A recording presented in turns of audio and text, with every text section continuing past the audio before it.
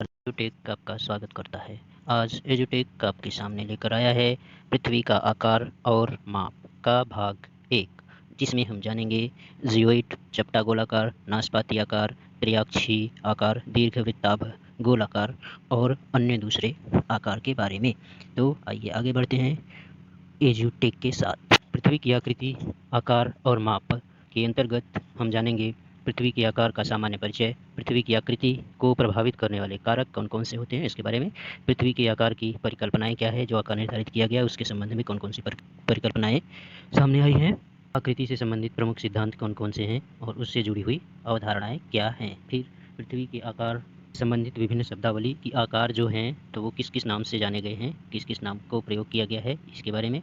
फिर इसके माप के बारे में जानेंगे हम, पृथ्वी की माप क्या है, जैसे त्रिज्या, परिधि और व्यास, इन सब के बारे में। आखिर में हम देखेंगे सौरमंडल में पृथ्वी की माप किस स्थान पर है। तो आइए आगे बढ़ते हैं, और आप इस चैनल पर नए हैं तो इसे सब्सक्राइब कीजिए, शेयर कीजिए और लाइक कीजिए, ताकि हम फिर आपके समक्ष ऐसे ही विषय प्रस्तुत करते रहें। आइए जानते हैं, आगे बढ़ते हैं। ये है आपकी पृथ्वी। पृथ्वी के आकार का सामान्य परिचय। पृथ्वी को हम जो जानते हैं अक्सर चपटा गोलाकार रूप में जानते हैं कि पृथ्वी गोली है और अपने शीर्ष पर चिपटी है, ठीक है, जिसका वर्णन हमारे सामने किया गया।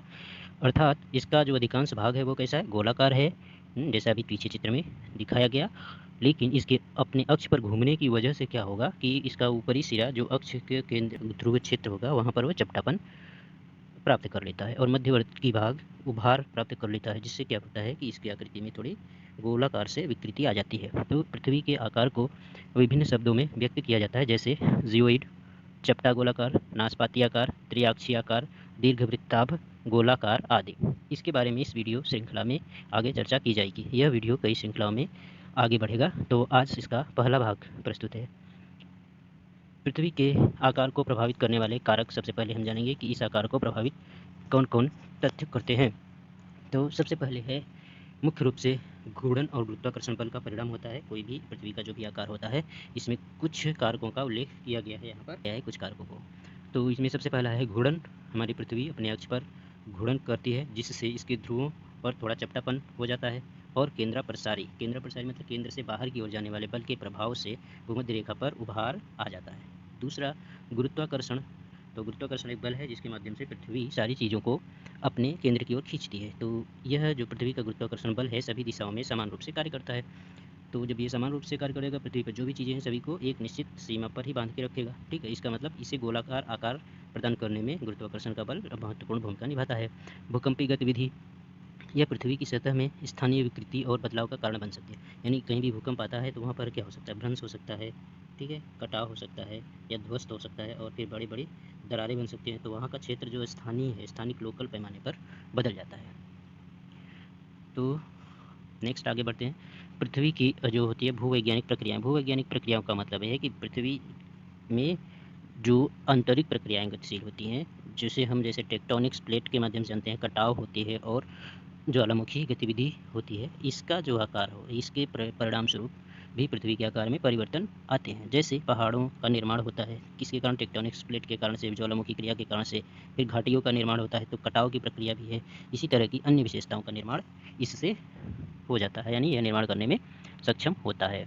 महासागरीय धाराएं। अब महासागरीय धाराएं क्या हैं, इसके अंतर्गत देखिए जल की जो धारा है वो क्या करती है, जो जल की मात्रा को लेकर दूसरी जगह चली जाती है, तो क्या करता है, जलराशि का पुनर्वितरण करने में इसका योगदान होता है।